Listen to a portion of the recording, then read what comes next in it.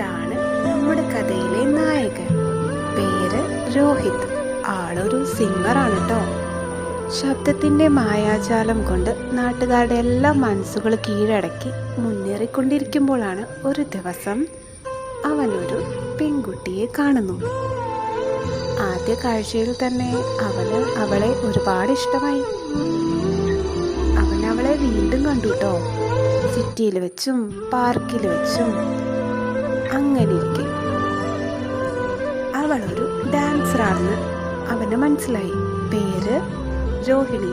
അവളുടെ ഡാൻസ് എല്ലാവർക്കും ഒരുപാട് ഇഷ്ടമാണ് കേട്ടോ.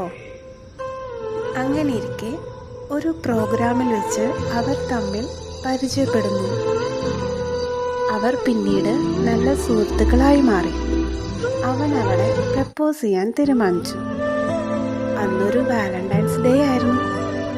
ഒരു ചുവന്ന റോസാപ്പൂ കൊടുത്ത് തൻ്റെ പ്രണയം അവൻ അവളോട് പറഞ്ഞു. അവളത് സ്വീകരിച്ചു. അവൾക്ക് ഒരുപാട് സന്തോഷമായി.